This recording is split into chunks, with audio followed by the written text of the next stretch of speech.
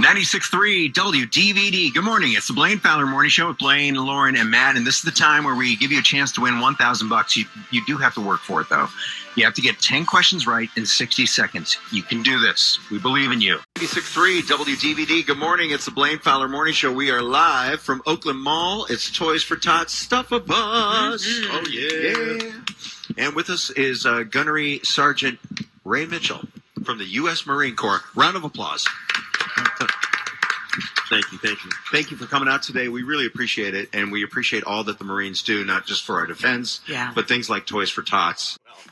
Okay, you know, it's your birthday, you're celebrating, you're having a good time. Hopefully. Maybe you don't want to work the next morning. Right. That was Colin Farrell back in 2001. He was shooting the movie Minority Report. Oh, yeah. And he went out and he tied one on. The next day, it took him over 56 takes to do one line because he was so hungover.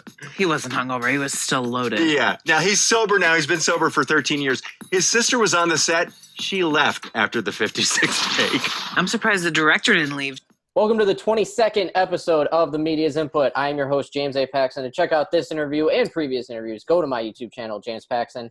Episode 21 had Page B middays from 107.1 KISS WTLZ in Saginaw. Today we have going on his 17th year at 96.3 WDVD, and he's the host of the Blaine Fowler Morning Show, Mr. Blaine Fowler. How are we doing, sir? Hello. Doing well, James. How about you? I'm doing good. Surviving another day in the pandemic, that's for sure. Heck yeah. Any day above ground, right? Any day above ground is a good one. Yeah, Yep. That's for sure. I think we've kind of gotten used to what life is now. Yeah. I kind of sort of like working from home. It's not the same. Right. You know, like with you and I right now, there's a slight delay, but you know, you get used to it, you adapt, you move with it. Otherwise you die, and you don't want that. Is there anything you miss about being in the studio? Absolutely. Energy. Different energy when you're in the room with other people. You know, I do a show with two other people, Lauren Crocker and Matthew Lornick, and being in the room with them, we stream our show every morning. So what people see, especially since we're doing it via stream, so Lauren's at her house, I'm at my house, Matt's at the studio. There's a different energy. So people will comment, they'll be like, "God, you guys don't really talk much during the songs or anything." I'm like, well, no, because we're not really in the same room with each other. And we know what we're going to do. We have our show planned out, usually in advance. So, it's kind of like people are like, "So you guys do a lot of sitting around?" I'm like, yes. That's radio. When you play music, you have to sit through the song, unfortunately. Yeah, it's almost like, your listeners or viewers are going to be like, do they even like each other anymore? Like, yeah. they hate each other. No, we love each other. I mean, it's actually probably the most cohesive team I've ever worked with. Absolutely is the most cohesive team. No, I mean, we're super close, but it's just a different feeling not being in the room. And when you're in the room, there's all these little things that pop up, and then you do something with it on the air, or maybe you don't, maybe not that day, maybe you save it for a couple days later. Lauren decides she wants to have hard-boiled eggs in the middle of the show, or Matt's over there munching on his celery and peanut butter because apparently he's healthy, sort of, things like that. That's one thing before I got into radio, and I've worked for a year and a half at a station in Saginaw, that nobody ever tells you is that people just eat during all of their shifts. And you wouldn't imagine that. And I'm curious if you've seen the same thing. Oh, yeah. Always. Plus, if you're doing morning radio, you got clients and potential clients sending you food. "Oh, we got a food drop on Thursday from Wendy's." Well, that's unfortunate. "Oh, Buddy's going to drop by pizza." Well, what a bummer, It's great. That's why, have you ever been to a radio convention? Oh, yes, definitely. Okay. Food is one of the most important things. It's a bunch of fat guys walking around in Hawaiian shirts. Am I right? Pretty much, yeah. I mean, it's very relaxed except for the couple higher-ups who are in suits. Yeah. And all the morning guys, you can spot a morning guy from 100 yards away. Here's the telltale sign: skinny legs, pear-shaped body, Hawaiian shirt. Boom. That guy does mornings at Tulsa. That's awesome. Here's the thing. James is laughing at this because he knows it's absolutely true. Yeah, I do know it's true. I remember being very lucky. I was a senior in high school, and I got to go to this convention in Lansing, which is like this big broadcasting convention and everything. He's not wrong. That's pretty much it. And it's like you hear these people, and you're like, wow, like, you know, it's not right to like get them all grouped in together. But like it's a bad idea. It's a bad idea. You get a bunch of blowhards in one room, and they're gonna walk around, and they're all louder than hell. They're all we did this bit on my show to kill. It's like, shut up. All it is just a brag fest of, oh, hey, what do you do? And they don't even listen to you when you ask. So I'm just sitting there telling them what I'm doing. And then they go, okay, well, I do this and I'm more successful. And I'm like, okay, I didn't ask that nor cared, but that's all it is. And I try really hard to be the anti-radio guy. What exactly does that mean? That means not like those guys. I mean, one year, Lauren and I went to morning show boot camp in Chicago, and I told her before we went, I'm like, check out all the fat guys in Hawaiian shirts. And she's like, we walk in there and she taps me. She's like, oh my God, you were right. I'm like, yeah. I'm like, I'm going to try not to be like these guys. Tell me about how all this started for you. You know, you said you've been working 17 years at 96.3 WDVD. Who were some inspirations as a kid? You know, what is your educational, professional history that got you to here? Where in 2020, you're still doing the morning show. Yeah, for now. Well, I think, okay, so it all started, like my whole radio career started back when I was 14. I went to Michigan Tech for a summer camp, and they offered a variety of classes. One was radio production. So I took that, and they taught you all these little parts of the business: on air, making commercials, selling commercials, you know, the whole ball of wax. And I won the award for best commercial that week. So I took that award, went to my local radio station in Sault Ste. Marie and said, listen, I won an award up at Michigan Tech. You should hire me. And long story short is they hired me because they were desperate and they needed somebody to, you know, basically make the needles move. And that's basically how it started. I went from that station, it became Yes FM, which has been kind of like the big top 40 in Sioux, Michigan and Sioux, Ontario for the last, 30 years.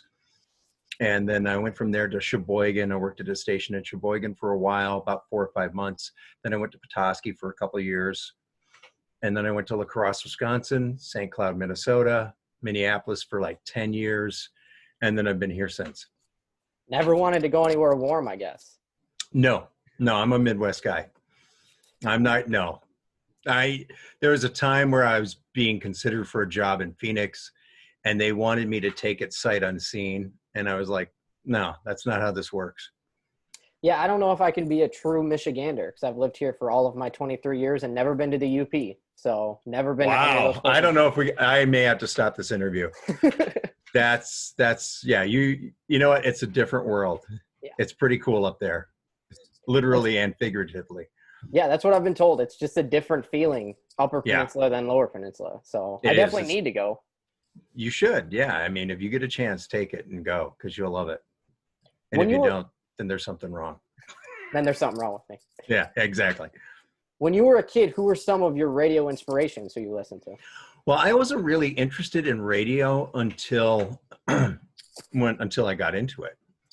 And then the guy who became the owner and morning guy and everything of Yes FM, his name's Del Reynolds.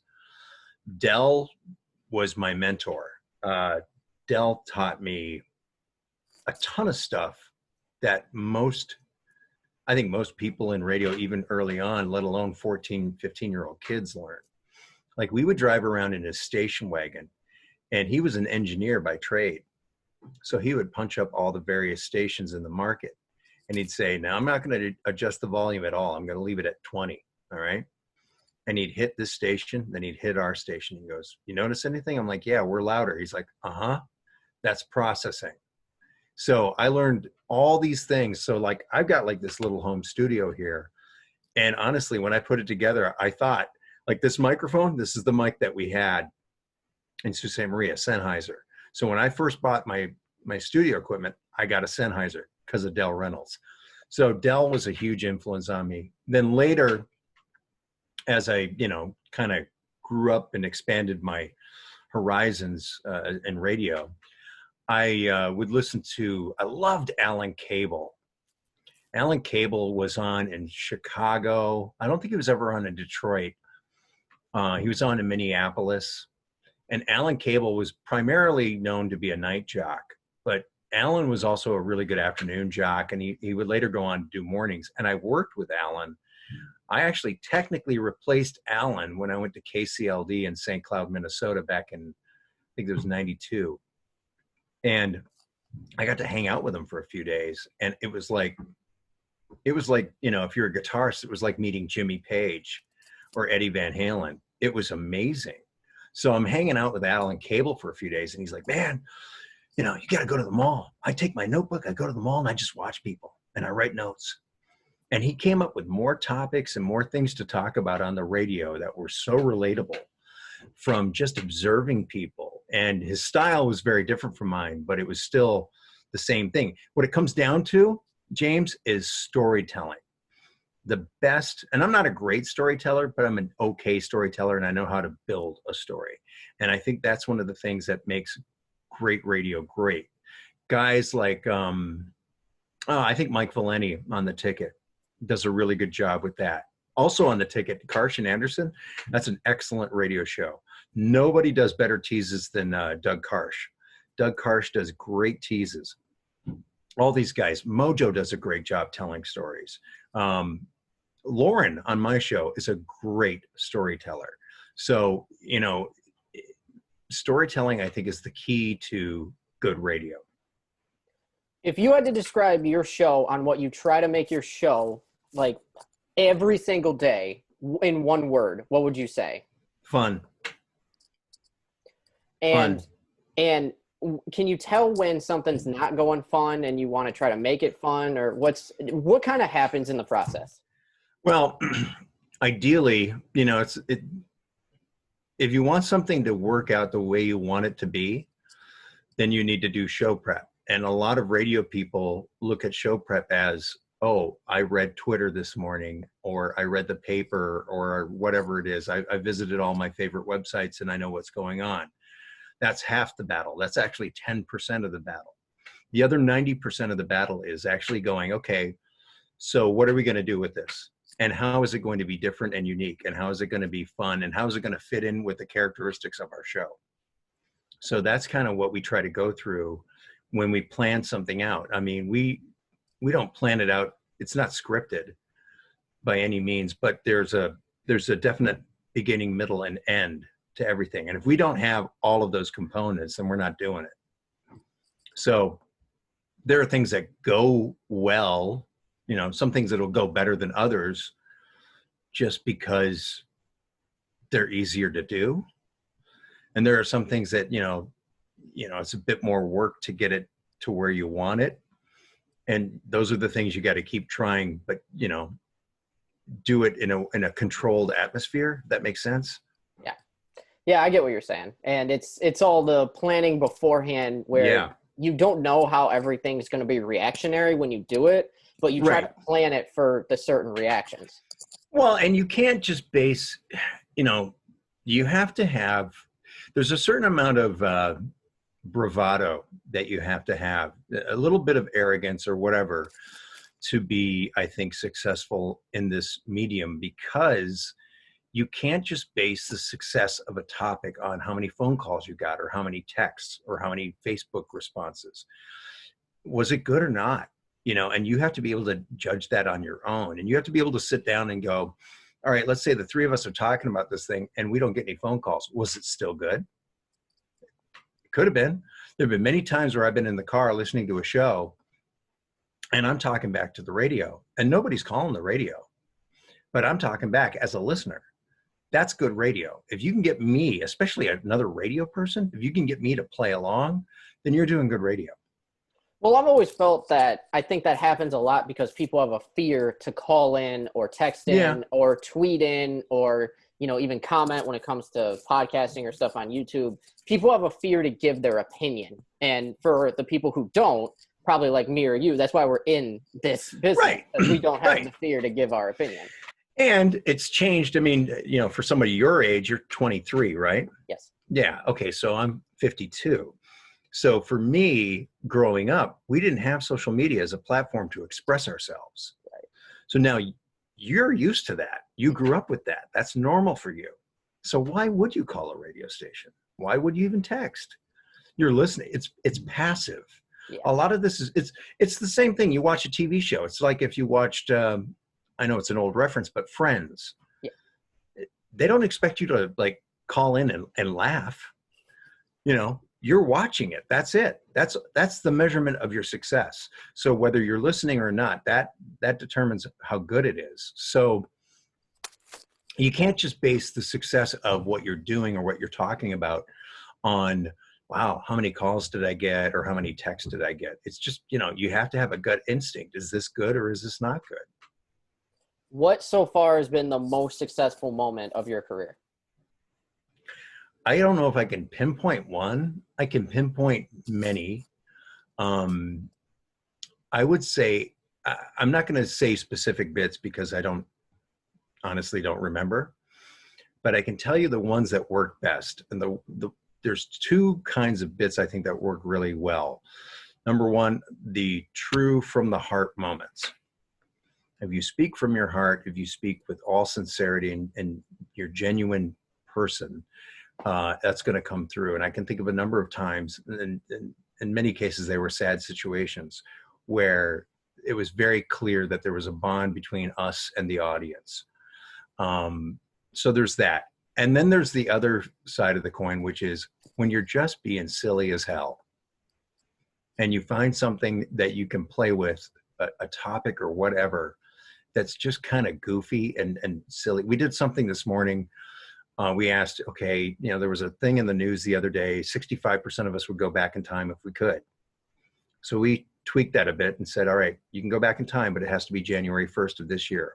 What would you tell yourself and what would you do differently? Now knowing what you know, going into the year of a pandemic, racial tensions, riots, economic upheaval, the whole deal.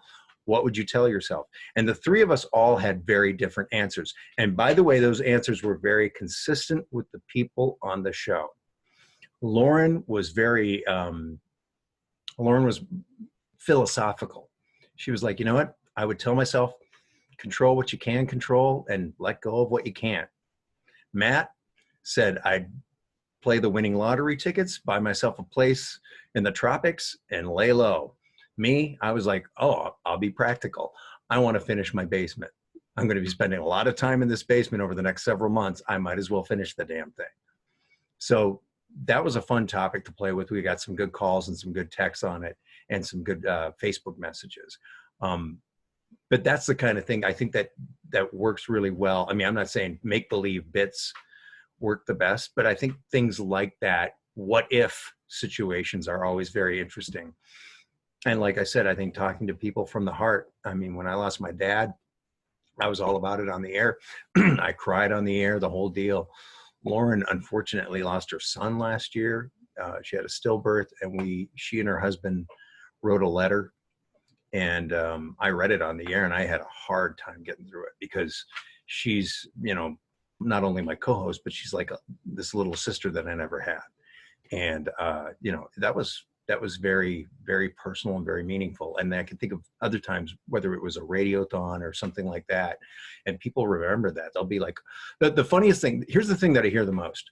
I love how you talk about your wife.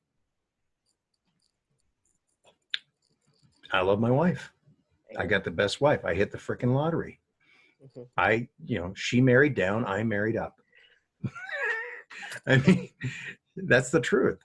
And if you really believe that and you can communicate that, then that's all that matters. Because people, they come to radio or whatever media you're in, I think they come to it for companionship. You know, they want a friend. They want somebody they can talk to, or somebody who's going to say something that somebody who's going to say the thing that they wouldn't say. You know, I think that's why Howard Stern is so huge. Howard's another great example of a great storyteller. Howard says what a lot of people think, but would never say out loud. What does Lauren and Matt bring to the table every day that you're necessarily can't do? Yeah, well, I mean, they bring that which they are. You know what I mean? So, you know, like I said, Lauren answered that question in a more philosophical manner, but there are times where she'll be a real smart ass where I'm being serious. Matt is usually just a smart ass. So he'll say something, you know, he's always kind of either stirring the pot or just throwing in some sort of little grenade and then running out of the room and seeing what happens after the explosion happens. So each one of us has a certain function that they fit on the show. The other thing is, I think it helps that we all come from different backgrounds and we're different ages. I'm 52. Lauren's almost 4, and Matt is 32. So, you know, we're all in different stages of our lives. I've got my youngest is a year younger than you. My oldest is a year older than you, you know, and I'm married. I've lived in the same house for 16 years. Lauren is relatively newly married.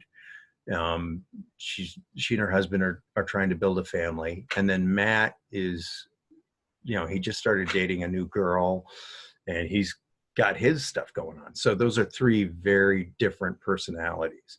So I think that's what you want, something that, you know, you don't want to all be like, yeah, I agree. Boring. Has it always been important to you to insert your real life into what you do? From the standpoint of it, I feel like it works.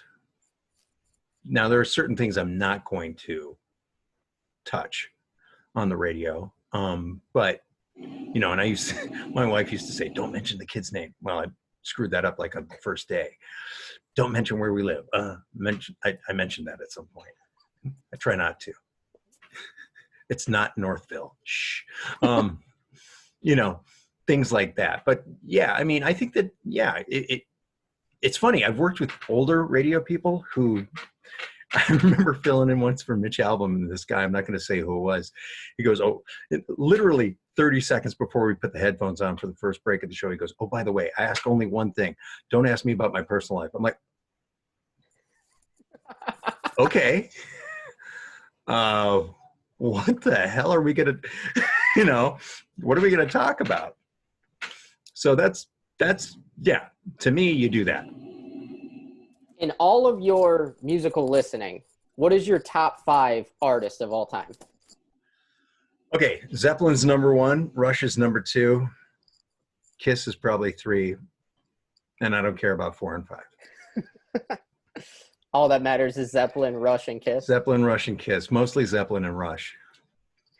I love those guys.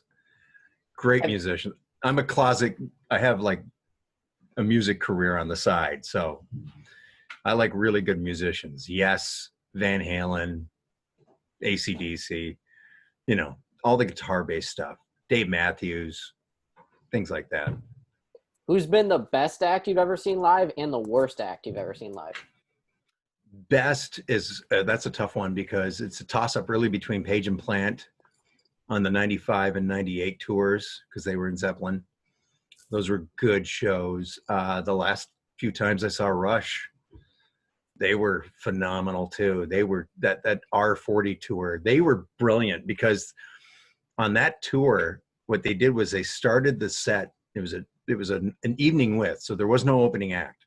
So you got 3 hours of Rush. So they start the show in the present and work their way back to the past. And as they did that, the set changed. So by the end of the show, they're playing in what looks like a high school gymnasium. It was brilliant. Worst act, I don't know. Probably back when I was doing country radio, I saw Mark Chestnut and I almost fell asleep. It was boring. Are you not a country fan, or was just Mark Chestnut bad? It was Chestnut. Honestly, and I interviewed him. He's a dick. I didn't like him. He was a dick. Yeah, I was just generally curious if you'd throw someone under the bus because, I enjoy doing these and I've enjoyed every single interview I've done. But, most of the time there's someone who's like, yeah, I don't know. I don't want to say like who's. I don't want to say, but. Yeah, I mean, just throw out one person. So Mark Chestnut. Name's Mark. His name rhymes with dark and Restnut. So I know you're a big hockey guy. Is there a team you're pulling for in the playoffs coming up? All right, I have two answers for you on this. All right, my dream scenario in the East, I'd like to see either Toronto or Montreal because I'm a traditionalist, Right. all right? But that's not going to happen because Toronto is Toronto and Montreal probably shouldn't even be in the playoffs. I don't even think as a sports guy, they're both going to make it out of the first round. I agree. I think you're right. I think they're both going to crap the bed. I would love to see Montreal somehow Beat the Penguins? That'd be cool. I would love, right? Yeah. Wouldn't that be the best? Yeah. But that's probably not going to happen. But if it did, I'd be very happy. In the West, I don't really have a team that I care about that much. I mean, I'd like to see the Wild do well, but again, they're kind of like the Canadiens. I don't think they should even be there. I lived in Minnesota for a while. We used to take the kids to Minnesota Wild games, so I have a soft spot for the Wild. Who I think will win, I like Washington, man. I think the Capitals, that's a very good hockey team. They got good goaltending, pretty good goaltending. They've got Ovechkin. They've got, what's his name? Oshie. Yeah, I mean, TJ Oshie is – you've kind of got his haircut, by the way. Thank you. I appreciate it. I like the flow. That's good. Yeah. I like those guys a lot. In the West, I think St. Louis is still a real deal. I think, look out for the Blues because I think they're – and the Avalanche, as much as we hate them. I mean, they're not the same team that they were 20 years ago, obviously, but that's a pretty good hockey team. Yeah, I don't resonate with that, unfortunately, because of my age. I think older people and true, 90s Red Wings fans will just go, stupid millennial. He doesn't get it. But listen, James, you missed out. Because I remember, here's the thing. I was living in Minnesota at the time. I was working downtown Minneapolis, and I was doing afternoons. And I remember getting off air one night, and it was – I can't remember what year. I think it's either the first or second year, 97, 98 when they won the Cup. But it was the Western Conference Finals. And the Red Wings, I'm walking by this bar, and I got my Red Wings jersey on in Minneapolis. And this guy yells out, he goes, "They're up 4-1. And I get down a couple blocks, and somebody yells out, "They're up 6-1. I get home, it's like 7-1. I'm like, this is awesome. It was great. Yeah, it was a good time. It was a hell of a rivalry. There was a ton of hate between those two teams. Because that's what's kind of weird, being a Detroit sports fan. Who is the Red Wings' rival? Is it Chicago, Colorado, Pittsburgh? Who does the Red Wings hate the most? I mean, the Leafs. You can't forget the Leafs and the Canadiens. I mean, the Leafs probably more than the Canadiens. I think we still hate the Penguins because as long as Sidney Crosby is on the ice, it's funny. I do a thing on Facebook with Sean Belesian, and Sean is always like, "Say what you want, but Sid's really good." I'll be like, "Shut up." No, he's not. He never shook frickin' Lidstrom's hand. Screw him. I can't stand him. I'm okay with him getting dinged around really good. That's what happens to guys who do that in hockey. You don't shake hands, you get your ass kicked. Tough luck. Yeah, it's amazing how sports fans, we remember those little things. I don't know if you're a Michigan or Michigan State guy. Michigan. Okay, so this will help for you. I'm not really big fans of either of them, but Connor Cook won the Big Ten championship against Iowa a couple years ago. And, guy comes over to present the trophy, and Cook goes over and just, doesn't even care, doesn't even shake his hand at all. And I've always remembered that. And, kind of looking at it, and it's like, oh, maybe that's why you didn't make it or something. I don't know. I've just always remembered that. Just like you always remember he didn't shake Lidstrom's hand. And Lidstrom, he's one of the best hockey players ever, let alone one of the best Red Wings. Lidstrom, if I remember correctly, before that series, he got butted in the nuts.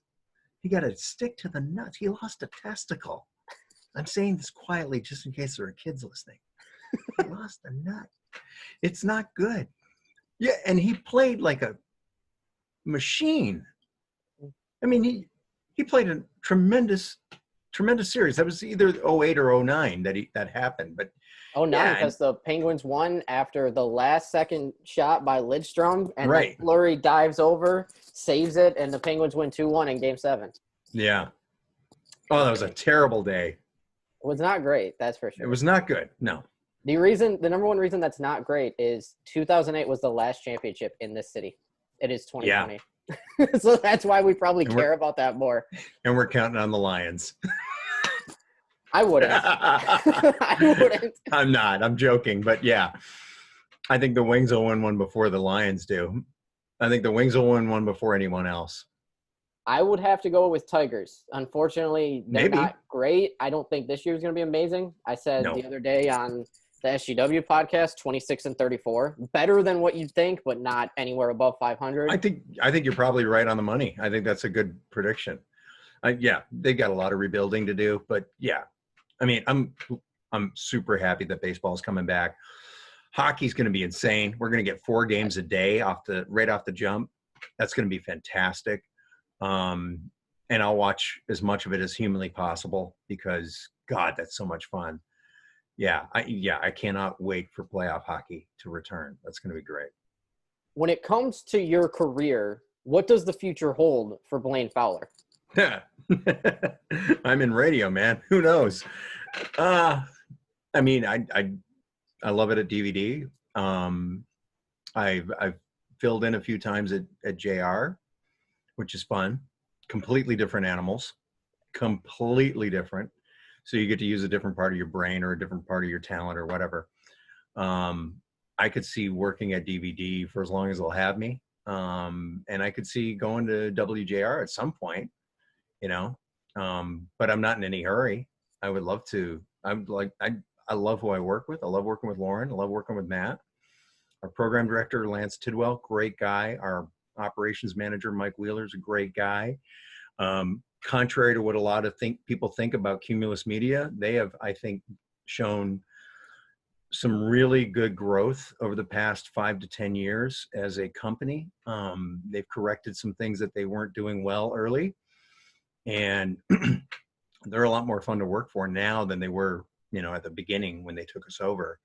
So I like the company that I work for, and, knock on wood, we keep doing the same thing, and we keep growing and expanding and just making good radio. Would you ever think to add another member to the morning team, or do you think you three have a solid foundation? You don't want to ruin that? Honestly, I off the top of my head, no, I wouldn't. I think what you just said is very true for us. I think the three of us we have a great rapport. We had a fourth member at some point, and it was a little busy and a little repetitive. So that's kind of hard. I wouldn't rule it out, but at the same time, I'm not looking for it either. And right now, during a pandemic, nobody's hiring, unless they're completely revamping their shows or stations. So I don't see that happening. Where can people follow you and the show on social media and check out all of what happens on the show in the morning? Follow at 963 WDVD on Twitter, Facebook, and Instagram. Follow at Blaine Fowler on Twitter, Facebook, Instagram. And I'm on Snapchat, although I snap very rarely. I don't do TikTok yet. I'll probably cave. I will. I'll come up with some stupid dad jokes and just do that. But yeah, I think that's it. All right. Yeah. And we're on Dish Nation every night at 1:00 in the morning on Fox 2 Detroit. You can catch us for a minute every night. We're on just for 1 minute. We do a little thing that's right in the middle of the show. And it's usually, some celebrity news and some stupid news. And it's a lot of fun. Thank you very much for this interview. Absolutely. Thank you for having me, man. I appreciate you having me. It's a pleasure. Thank you. To check out this interview and previous interviews of mine, please go to my YouTube channel, James Paxton. And as always, thank you to the guest, Mr. Blaine Fowler. Thank you, James. Great time. Let's do it again. Absolutely.